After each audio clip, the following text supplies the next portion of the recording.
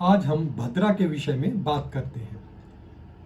ऐसा कहा जाता है, एक समय की बात है जब देवता और असुरों में युद्ध चल रहा था और देवता लगातार पराजित होते जा रहे थे। ये देखकर शिव जी को क्रोध आ गया और उन्होंने अपने हृदय की ओर देखा। तभी हृदय से एक गधी के समान गर्दन वाली, 7 जीवों वाली, कफन के जैसे कपड़े पहने हुए, कृश काया, पतली दुबली और मृत के समान आंखों वाली एक कन्या उत्पन्न हुई जो भद्रा कहलाती है।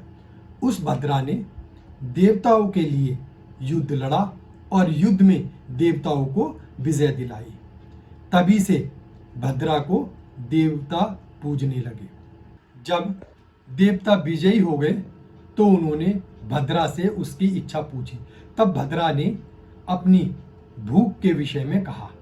सभी देवताओं ने व भगवान शिव ने उसे पंचांग के एक भाग, जिसे करण कहा जाता है, उस करण में विष्टि नामक करण में रहने का वरदान दिया और कहा, यदि कोई भी मनुष्य, धरती पे रहने वाला कोई भी मनुष्य यदि विष्टि नामक करण में किसी भी प्रकार का शुभ कार्य करता है तो आप उसके संपूर्ण पुण्य को समाप्त कर देना। तभी से विष्टि नामक करण में कोई भी कार्य करने पर उसका सारा पुण्य भद्रा नामक ये कन्या खा जाती है, इसलिए, और उसके समस्त पुण्य नष्ट हो जाते हैं। इसलिए हमें विष्टि नामक करण में किसी भी प्रकार के शुभ कार्य को करने से बचना चाहिए। अतः पंचांग में जो करण नामक योग है उसमें विष्टि नामक करण को ही भद्रा कहा जाता है। भद्रा में किए गए किसी भी प्रकार के पुण्य को भद्रा समाप्त कर देती है। भद्रा एक अशुभ योग है। जब तक विष्टि नामक करण रहता है तब तक भद्रा रहती है और किसी भी प्रकार के शुभ कार्य को समाप्त कर देती है। भद्रा के 3 भाग होते हैं, स्वर्ग, धरती और पाताल, यानी कि सिर, मध्य और पूंछ।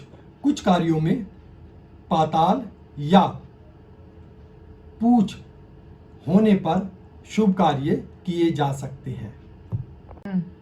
चंद्रमा के आधार पर भद्रा के निवास स्थान को तय किया जाता है। जैसा कि आप जानते हैं, यदि कुंभ, मीन, कर्क और सिंह राशि में यदि भद्रा हो तो वो भूमि पे अर्थात धरती पे मानी जाती है। यदि चंद्रमा मेष, वृष, मिथुन और वृश्चिक राशि में हो तो भद्रा का स्थान स्वर्ग में माना जाता है। यदि चंद्रमा कन्या, धनु, तुला और मकर राशि में हो तो भद्रा पाताल की मानी जाती है। भद्रा धरती और स्वर्ग की अशुभ मानी जाती है।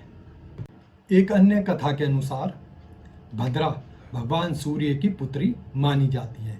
इनकी माता का नाम छाया है और इनके भाई का नाम शनिदेव है। ये प्रारंभ से ही लंबे बालों वाली, क्रूर स्वभाव की, प्रजा को तंग करने वाली तथा सभी का नाश करने वाली मानी जाती है।